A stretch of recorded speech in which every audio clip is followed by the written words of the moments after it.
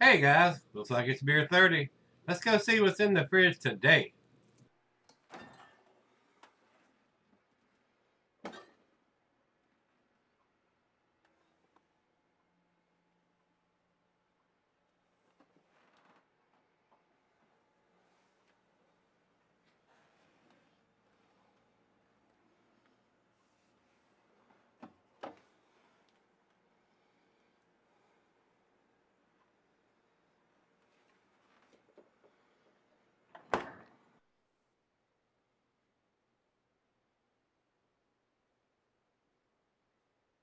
Hello, everybody. Thanks for stopping by Gregsbeerreviews today. I do appreciate it. Today's beer comes from Starr. They sent me a little package, and all of them that they sent me this time are to me, they're transitional beers. Stuff that I've reviewed and had in the past. Uh, this one is the Grateful Pale Ale, and they are calling it remastered. So I don't know what they have done different on this. These are session beers, guys. This is a 4.7%. Not something that I would probably buy. I don't buy those session beers anymore because I don't session beers. Most of them are a little thin and watery. I don't know what they've done here to be considered remastered, but we're going to give it a whirl and see what we got. We may do a Starr week. They sent me 4 beers, so we may do them back to back. Most of them are fairly low ABV beers, guys. So let's see what this brings to the table.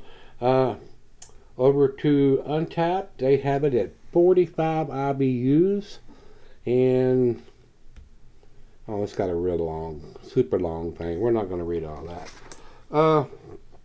And it doesn't, they sent this little cheat sheet with it, and it doesn't have a whole lot of information on it either. So this is an American Pale Ale, guys. So it is what it is. Well, let's get on with it here. To remaster Grateful Pale Ale, carafoam and torrefied wheat were added to the malt bill for a fuller mouthfeel. So that may help this beer or these low ABV beers that usually have a very thin, watery mouthfeel. A revamped hop bill features Cascade, Mosaic, Centennial, and Falconer's Flight to the kettle and dry hop replacing Chinook, Topaz, and Columbus. The new hop varieties, in particular Mosaic and Centennial, bring out more fruit and citrus notes in the beer.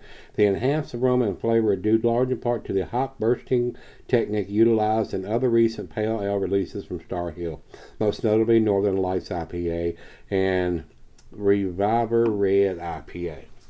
So, guys, when I first got into craft beer, I went up to the brewery at Starr and sampled their stuff, and I thought they were very, very tasty. But I was just getting into craft beer at that time.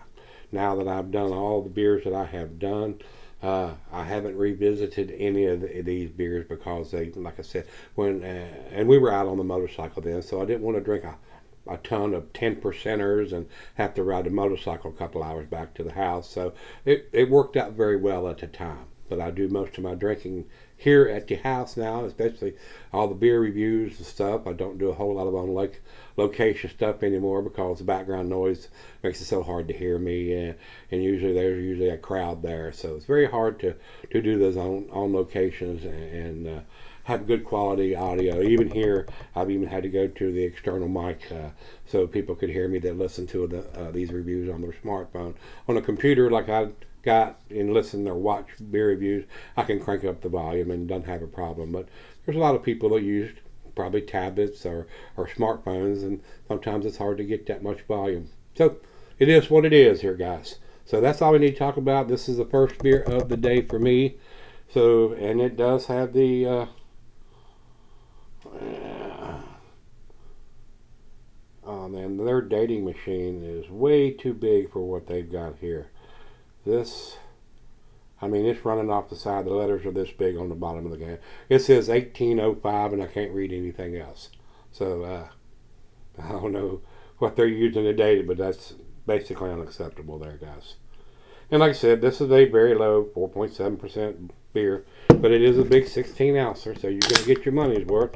They're not pricey beers to buy, but like I said, I don't buy a lot of session beers anymore. All right, in the glass we go. While I pour this, I'll tell you that Food pairing says cuisine is Pan-Asian. Cheese is earthy, Camembert, Fontina. Your nutty cheeses, Asiago, Colby, Parmesan. Your tangy cheeses, Brick Adam and Feta. And meat is poultry, glassware, pint, becker, non-tumbler mug, side down. I'm using my favorite tulip glass here today, guys, and not recommended for extended cellaring, especially since it's a 4.7%.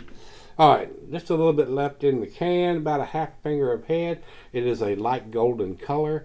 We got a lot of bubbles trimming up from the center of the glass, reinforcing that head. Seems to be fairly well carbonated, not overcarbonated, but decently carbonated. Let's get it to the nose. Hints of citrusiness and grapefruit, a little bit of pine, and maybe a tad of some oranges in there, guys. So let's jump in and see what we got. Cheers, everybody. Cheers, everybody at Starr Hill.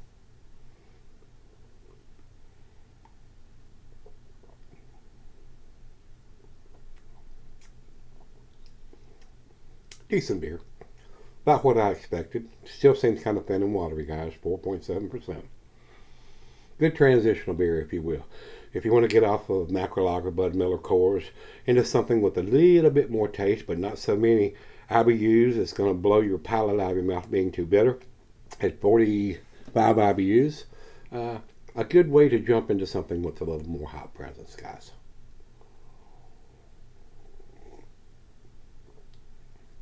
It's something you could probably sit by the pool or the beach or something like that, especially since it's in a can and not in a glass bottle, that you could have several of them and probably not get too inebriated. Probably a whole 6-pack maybe, I don't know, if you're into sessioning beers. But anyway, we're going to throw the back end pour in there. I don't think it's going to change the color or the clarity any.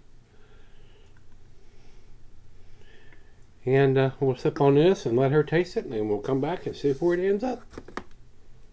Alright guys, I'm back. Got just a little left here. Nice slicing is left on the glass. Decent beer, guys. It's a well-made beer. For what it is a good transitional beer, like I said earlier.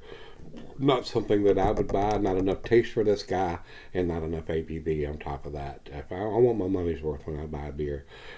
Something I don't have to drink but 2 or 3 and I'm done. Not I have to drink a whole 6-pack of 16 ounces to catch a slight buzz. So homie, don't play that no more. But it's a good transitional beer, and that's where I'm going to leave it. Final chug.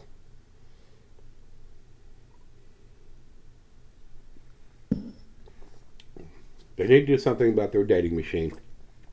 That is not going to fly in my book. You can't read it. So, B beer, guys. That's where I'm going to put it. 85 right down the middle.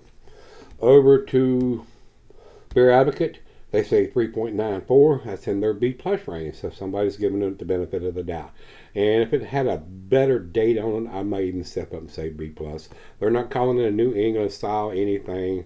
It is definitely telling you the ABV on the front of it, so you know you're buying a beer that's less than 5%, session beer, if you will. So, Untapped has this listed as a 3.59. That's their B range. So I agree with Untapped on this one. A nice B beer, a nice B session beer. So if you've had this remastered version of the Grateful Pale Ale from Starr Hill, let me know what you think. Till we meet again, let's go see what's in the fridge.